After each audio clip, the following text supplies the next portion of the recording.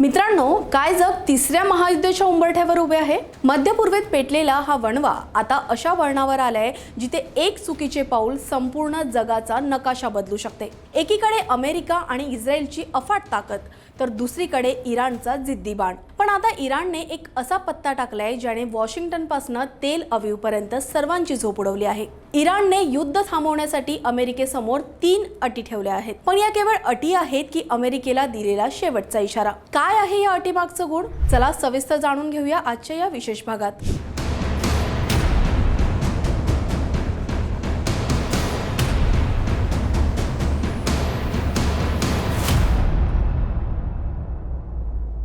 नमस्कार, मी राणी।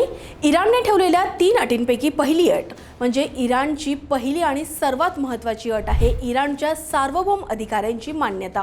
राष्ट्रपती Masoud Pezeshkian यांनी स्पष्ट शब्दात सांगितले की इराणवर लादलेलं निर्बंध आणि लष्करी कारवाया हे त्यांच्या देशाच्या सन्मानाला धक्का लावणारे आहेत। इराणला असं वाटतं की जगाने त्यांची प्रादेशिक ताकद मान्य करावी आणि त्यांच्या अंतर्गत बाबींमध्ये हस्तक्षेप करणे थांबावे। तज्ञांच्या मते तर अमेरिकेने ही अट मान्य केली तर त्यांना आपली दशकांपासूनची म्हणजेच मिडल ईस्ट पॉलिसी बदलावी लागेल। म्हणजे एका अर्थाने इराणला झुकवण्याऐवजी त्यांच्याशी बरोबरीच्या नात्याने बोलावं लागेल, जे इस्रायलला कधीच मान्य होणार नाही। दुसरी अट ऐकून कदाचित तुम्हाला धक्का बसेल। इराणने थेट युद्धाच्या नुकसानीची भरपाई मागितली आहे। पायाभूत सुविधांची झालेली पडझड, आर्थिक नुकसान आणि जीवितहानी या सर्वांसाठी इराणने पैशाची आणि संसाधनाची मागणी केली आहे। आता विचार करा की अमेरिका किंवा इस्रायल कधी इराणला पैसे देतील का? हे कायदेशीर आणि राजकीयदृष्ट्या अशक्य वाटतं, पण ही मागणी करून इराणने जगाला हे दाखवून दिलंय की ते स्वतःला पीडित मानतात आणि आक्रमक नाही। ही एक मोठी डिप्लोमॅटिक खेळी असू शकते। इराणने अद्याप कोणतीही निश्चित रक्कम जाहीर केली नाही,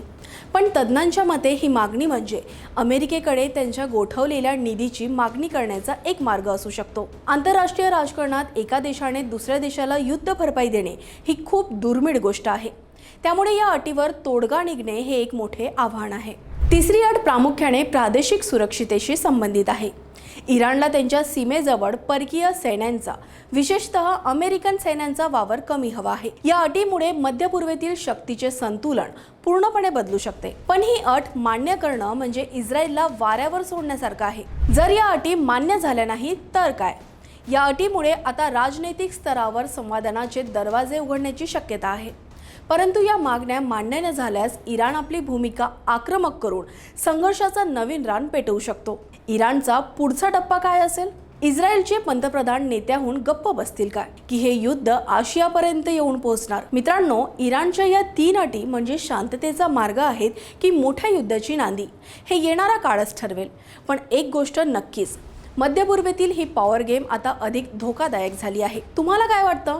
अमेरिकेनं इराणच्या या अटी मान्य करायला हव्यात का? कमेंट्समध्ये तुमचं मत नक्की सांगा। हा व्हिडिओ माहितीपूर्ण वाटला असेल तर लाईक करा आणि जागतिक घडामोडींच्या अशा सखोल विश्लेषणासाठी आमच्या चॅनलला सबस्क्राईब करायला विसरू नका। जय हिंद, जय महाराष्ट्र। क्या बात